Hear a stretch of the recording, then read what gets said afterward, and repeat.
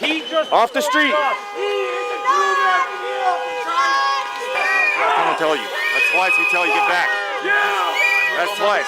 Get off the street. Get off the street, sir. Get off the street. I'm telling you right now. Minneapolis entered mid-January under an unusually tense atmosphere. Protests spread, the presence of federal forces increased, and sporadic clashes between residents and law enforcement personnel unfolded in freezing weather.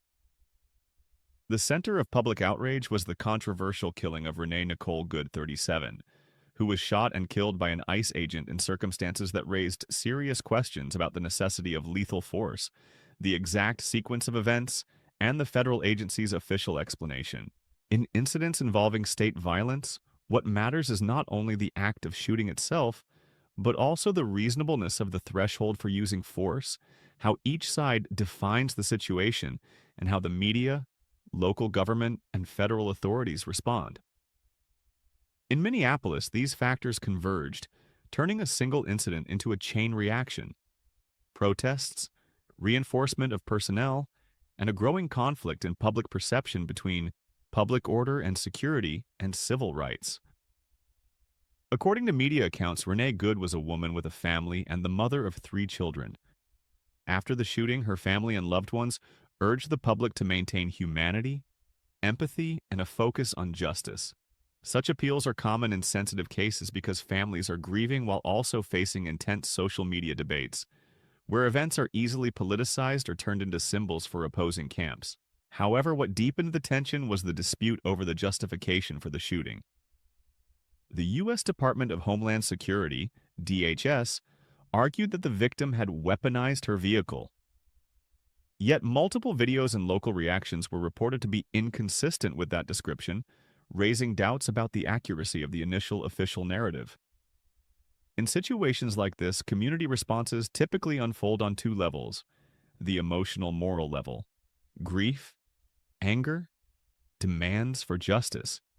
The institutional legal level calls for an independent investigation, transparent data, verification of the timeline, and scrutiny of use of force procedures. These 2 levels are not separate. Emotion fuels social pressure, while legal demands provide the rails for society to move from outrage toward a resolution mechanism. January 11th, arrests continued and protests did not cool. By Sunday, January 11th, reports and circulating videos suggested that ICE agents continued making arrests across multiple areas of Minneapolis. In one video referenced in event descriptions, an individual was seen being detained inside a red vehicle while protests were still ongoing. Details such as the detainee's identity, the legal basis for the arrest, and specific charges typically require confirmation through official records and statements. Within a neutral narrative, the key point is the context. Arrests occurred alongside active protests. Alongside arrests, protesters were observed, blowing whistles, honking car horns, confronting federal officers in the streets. From a social psychological perspective, these actions can be understood as forms of nonviolent resistance. Creating sound, drawing attention, demonstrating presence, and expressing opposition. In many protest movements, whistles and chants function as a signal system that helps crowds stay cohesive while also communicating that resistance is public, not hidden. However, when federal presence becomes dense and protests persist, the atmosphere often shifts into a phase of fatigue, agitation, eruption. In this phase, even a minor incident can trigger escalation, especially when both sides are under high stress. Law enforcement fears losing control, while protesters feel cornered or dismissed in their civil rights. Notably, tension is fueled not only by the protests themselves, but also by information conflicts surrounding the shooting. The less consensus a society has about what truly happened, the more easily it enters a spiral of suspicion. Suspicion of law enforcement, suspicion of media, suspicion of the opposing side, and suspicion of the investigation process itself. The force surge effect.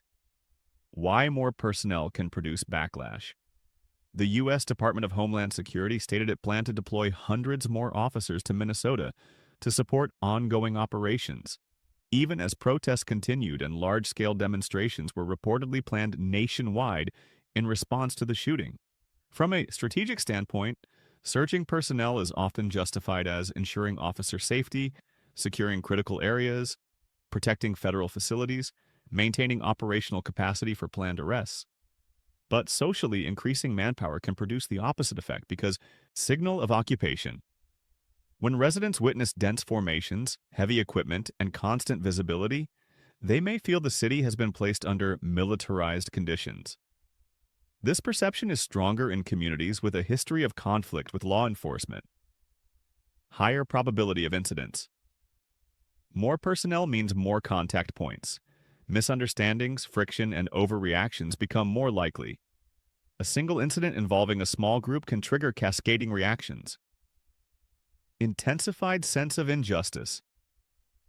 If protests began as a response to lethal force, a surge in personnel can be interpreted as responding with power rather than responding with transparency. In sensitive cases, imagery can carry as much weight as actions. A convoy of federal vehicles, a line of officers in crowd control gear, can function as a message in itself. That message may be interpreted in various ways, but amid heightened anger, it is often read negatively. Crowd psychology. Why horns, chants, and direct confrontation increase. When tension persists, protests often shift from expression to confrontation. This does not necessarily mean violence, it reflects a change in psychological state. Early stage, shock, mourning, gathering. Middle stage, anger, demand for explanations, demand for accountability. Later stage, fatigue, impatience, increased confrontation, even if still nonviolent. Actions such as honking, whistling, blocking lanes, or moving closer to enforcement lines often appear in the middle and later stages. They are ways for the crowd to move from speaking to pressuring. Another key factor is trust. When a portion of the public believes the media is not covering enough, or that authorities are concealing information, they rely on direct evidence such as live streams, on-scene videos, or eyewitness accounts. Each viral clip then functions like a social indictment, intensifying the belief that people must take to the streets immediately. The investigation process. What is typically verified in police-involved shootings? In documentary-style narrative, the important task is to help readers understand what investigations usually focus on, rather than merely describing surface conflict. In shootings involving law enforcement, investigations typically examine a precise timeline. Who arrived first, who gave orders, who approached, when shots were fired, and how many seconds separated key actions. Video sources and camera angles. Public cameras, private cameras, body-worn cameras, if any, live stream footage, and traffic cameras. The initial official statement. Early statements are often the most controversial because they are made quickly, with incomplete information. If the initial statement is inaccurate, public trust collapses rapidly. Physical and forensic evidence, bullet placement, trajectory, vehicle marks, and post-shooting collisions. Use of force procedures. Whether the agent followed de-escalation principles, issued warnings, or had viable alternatives to lethal force. According to Reuters, Minnesota opened an investigation, alongside disputes over coordination and information handling among agencies. When federal and state agencies differ in how they manage information, the public becomes more uncertain and more easily inflamed. Why the Minneapolis event could spread nationwide. An incident can become a national flashpoint when it meets three conditions. High symbolic weight. The victim's story resonates emotionally and generates strong empathy. Systemic conflict. It touches civil rights, state violence, and federal policy. Powerful viral imagery. Video, live streams, and on-the-ground reporting circulate rapidly and widely. Reports indicated that not only Minneapolis, but also hundreds of protests were being planned across the United States. This helps explain why DHS would want to surge forces. It anticipates that public reaction will not subside quickly, but a dangerous feedback loop can emerge. Protests rise. Forces increase, forces increase. Images of repression rise. Images of repression rise. Protests grow even more. This loop usually ends only when there is a meaningful pressure release point. Full evidence is released, an independent investigation is accepted as credible, or clear disciplinary criminal accountability is established. Without that release, the city can remain locked in prolonged tension and confrontation. January 11th was not simply another day of protest. It signaled that Minneapolis had entered a phase of sustained escalation, where arrests and demonstrations unfolded side by side, and every street-level action carried political and social meaning far larger than its immediate scale. Renee Good's case became central because it raised the core question: what threshold allows federal forces to use lethal force, and who ultimately controls the truth? The fatal shooting, Renee Nicole Good, and a flashpoint in Minneapolis. A small street-level incident becomes a national shock. In controversial cases involving lethal force by law enforcement, what divides society is not only the outcome, a death, but also the threshold moment when everything crosses from containing a situation to taking a life. Renee Nicole Good's case in Minneapolis became such a focal point because it did not unfold as a shootout or an armed riot, but was described as occurring amid freezing streets, horns, confusion, and a rapid sequence of events that ended in a fatal shot. Major reporting described Renee Good as a 37-year-old woman, a mother, and a resident of the Twin Cities area. Her death quickly grew beyond local scope because it sat at the intersection of the most heated themes in American life: immigration enforcement, federal presence in a blue city, and the enduring question of who may use violence, how far, and who can verify its legitimacy. It was therefore not surprising that protests erupted immediately and spread widely. Social eruptions often occur when the public senses: 1. A life was lost. 2. The official explanation does not match what people see. And 3. The investigative process appears insufficiently independent or transparent. Renee Good's case contained these elements, making it a public shaping event rather than a brief headline. Context before the shooting. Minneapolis was already tense. To understand the shooting, it must be placed in context. Minneapolis did not enter that day in a normal condition. The city had been described as experiencing intensified immigration enforcement with a visible federal presence, including ICE and other DHS agencies. Raids, arrests, and field operations were reported to have occurred prior, producing heightened anxiety in certain communities, especially those who felt they were more likely to be questioned or targeted. Such campaigns create a broad social effect. They affect not only those directly targeted, but also the overall community atmosphere. Stress spreads through collective psychology. When residents see federal forces moving frequently in unmarked vehicles, sometimes masked or difficult to identify, social trust can shift from uncertainty into defensiveness. This helps explain why a single shooting could immediately bring tens of thousands into the streets. It was not only the incident itself, but that it struck a point of accumulated fear.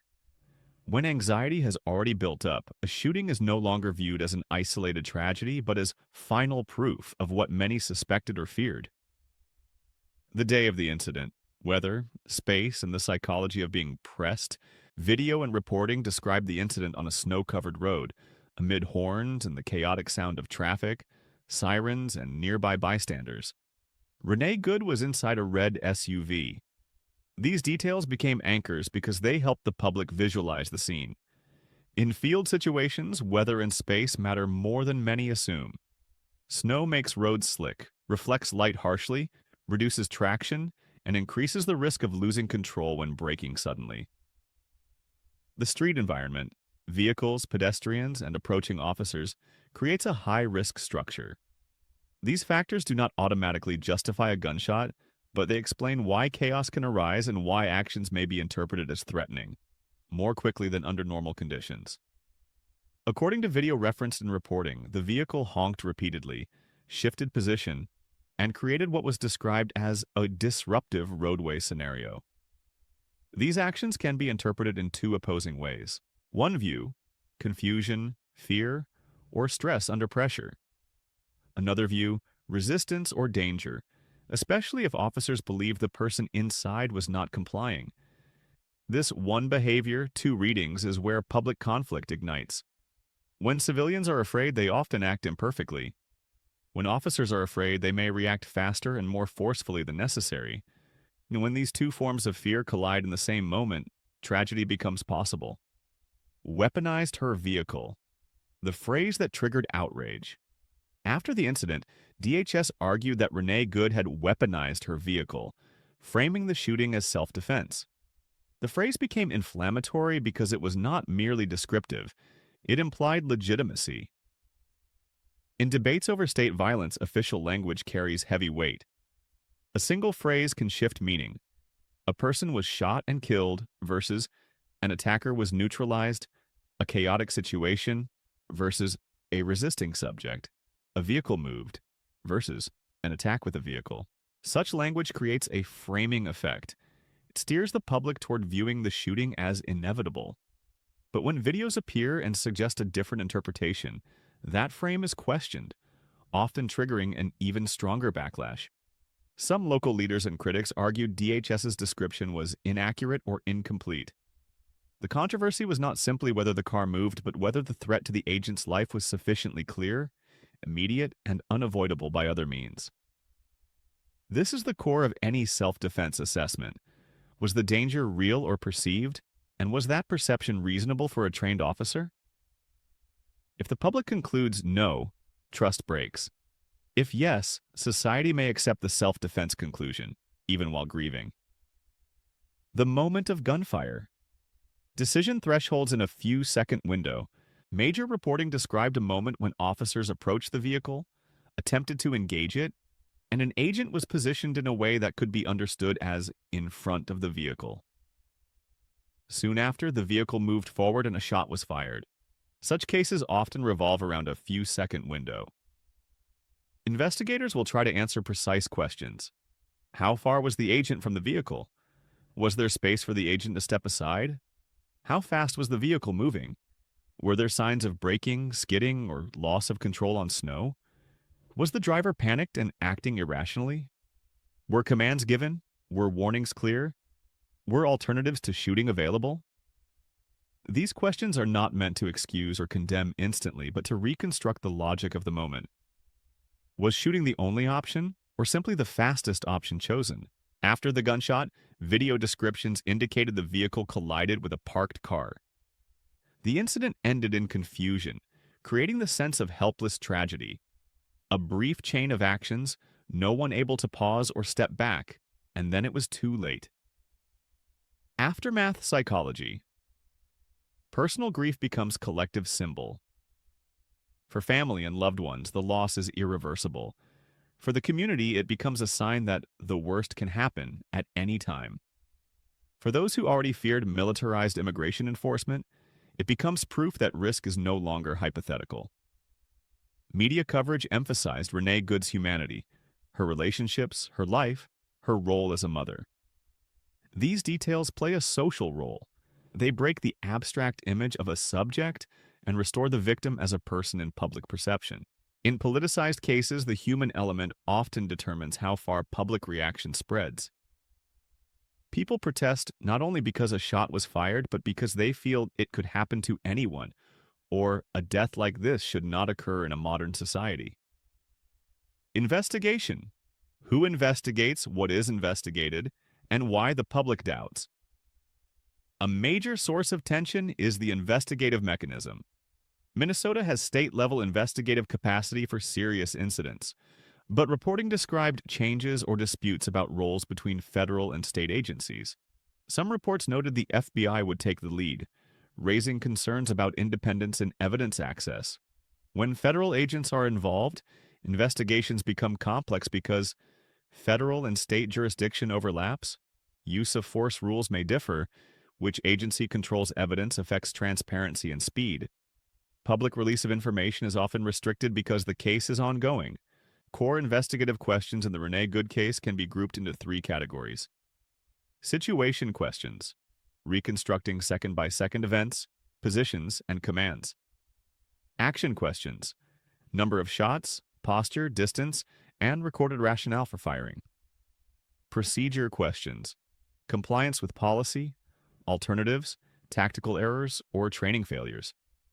Public anger intensifies when people believe the early official narrative does not match video. Once trust is cracked, even careful investigative secrecy can be interpreted as concealment. Labeling the victim when a person becomes a political symbol. Another notable development was the use of heavy labels by federal supporters, including debate around terms like domestic terrorist. Critics argued that such labeling can be used to justify a shooting and shape public perception before an investigation is complete. In political psychology, labeling is powerful. It shifts the debate from should force have been used to force against a bad actor is justified. But if a label is unsupported or premature, it backfires, reinforcing the belief that authorities are engaging in propaganda rather than factual description. Thus, the dispute became not only legal, but a battle of narratives. One side, the shooting was self-defense. The other, it was excessive force and institutional irresponsibility. These narratives coexisted, and every new video, article, or official statement could shift public balance. Why Minneapolis keeps erupting? From individual tragedy to crisis of trust, even without another shooting, Minneapolis can remain tense due to a deeper cause, a crisis of trust. In a trust crisis, society no longer responds only to what happened, but to fear of what might happen next. Later protests often added demands such as transparency in the investigation, reduced federal presence in neighborhoods, limits on arrest operations, protection of press freedom, and protest rights. The atmosphere became more complicated when DHS announced plans to deploy additional forces. Many in the public saw this as pouring fuel on the fire, interpreting it as increased coercion rather than de-escalation. From this point, the Renee Good shooting ceased to be a single incident. It became a trigger for a broader wave of resistance, including people not directly tied to immigration issues but opposed to lethal force in federal enforcement operations. The biggest blind spot: who controls the truth? Highly polarized cases share a pattern. People argue not only about right and wrong, but about the source of truth. When truth depends on video, press statements, internal investigations, and when these sources conflict or lack transparency, society enters a stage where each side believes only what confirms pre-existing views. Renee Nicole Good's death became a national flashpoint not merely because of a gunshot, but because it raised a larger question. If a federal agency can use lethal force in a disputed street-level situation, what mechanism is strong enough to verify, hold accountable, and prevent repetition? And while answers remain unresolved, Minneapolis continues to witness protests and arrests, evidence that conflict has expanded beyond a single case into a sustained struggle over power, justice, and public trust. Widespread protests, crowd control, and the information war after Renee Good's death, from shock to sustained resistance. In the days following the shooting, Minneapolis entered what observers often describe as a cyclical social crisis. The city responded not to individual events, but like a body under continuous pressure. Community grief and anger on one side, and an increasingly visible federal presence in residential areas on the other. Protests after deadly incidents involving state force often follow a rhythm: early days, mass gatherings, intense emotion, demands for transparency and justice. Following days, protests spread across multiple locations and neighborhoods, shifting from memorial to opposition to presence. Escalation stage: more frequent friction, expanded crowd control measures, and a reinforcing tension loop. Minneapolis was no exception. What made it distinctive was the surge of federal forces and the sense among some residents that they were living under heightened surveillance and control. When this happens, protests are no longer solely a response to one death. They become resistance to a perceived imposition of power. New hot zones. Locations tied to federal operations. Modern protests often gravitate toward perceived centers of power. Federal buildings, administrative sites, or places associated with controversial enforcement actions. In Minneapolis, locations linked to ICE and DHS became magnets for demonstrations. This carries strategic meaning. Appearing where power operates places protest directly in front of the system being challenged. But it also increases risk. Protection doctrines for key facilities often favor forceful measures when crowds approach or appear to obstruct access. Such spaces can also be structurally unfavorable for safe protest. Narrow streets, fencing, specialized vehicles, checkpoints, and obstructed sightlines, so that crowd movement can be interpreted as intrusion rather than expression. Crowd control. Why less lethal tools remain fiercely contested. Reports described crowd control tools such as pepper balls, pepper spray, tear gas, and flashbangs. In enforcement theory, these are less lethal. Yet to the public and those affected, they do not feel less dangerous. They are controversial for three main reasons. They affect more than the target. Irritants spread and impact bystanders and nearby residents. The threshold is unclear to the public. If force is used when people believe they are peaceful, it is read as repression. They can still cause serious injury. Eye injuries, bleeding, burns, hearing damage, panic-driven falls. Journalists and the fragile boundary between reporting and being hit. Independent reporters and live streams often fill gaps when mainstream outlets are absent. When journalists are struck by crowd control rounds or exposed to irritants, a broader question emerges. Can enforcement distinguish reporters from protesters during deployment? Even without asserting intent, the social effect is significant. Harm to journalists increases the perception that truth is being obstructed, and it removes a neutral verification channel, raising the risk of further escalation. Why protests keep growing? The psychology of being cornered. Protests often intensify rather than fade due to accumulation effect. More people join as video spreads. Unresolved injustice. Lack of credible answers sustains pressure. Symmetrical response. As federal presence grows, public presence grows to match it. The information war. Everyone has video, but no one has the full picture. More video can create the illusion of total knowledge, yet each clip shows only a slice. Two information channels often compete. Official statements emphasizing order and law enforcement, on-the-ground footage showing arrests, irritants, and confrontations. When these conflict, society splits into those who trust institutions and those who trust footage. The result is a trust crisis, and suspicion becomes fuel for escalation. Widespread arrests. Legal objective or deterrence strategy? Reports described continued ICE arrests across Minneapolis during protests, creating the impression that federal forces were both controlling crowds and conducting enforcement operations. In neutral analysis, arrests may serve different aims: legal, targeting specific individuals under planned operations; tactical, dispersing or preventing gatherings; deterrent, generating fear to discourage participation. The public often cannot tell which aim is in play because arrests and demonstrations overlap in space. So, ambiguity is commonly interpreted in the worst light. Escalation risks, where the breaking point could come from. A prolonged high-tension city faces several potential triggers. Another serious injury or death, mistaken identity or wrongful detention, disruption of neutral information channels, accidents caused by panic, vehicles, or harsh weather. What the public will watch for next in the investigation. Key milestones typically include release of critical video evidence, status of the agent, suspension, internal review, preliminary use of force assessment, responsibility findings, individual versus systemic. Time is the most sensitive factor. Too slow without updates sustains protests.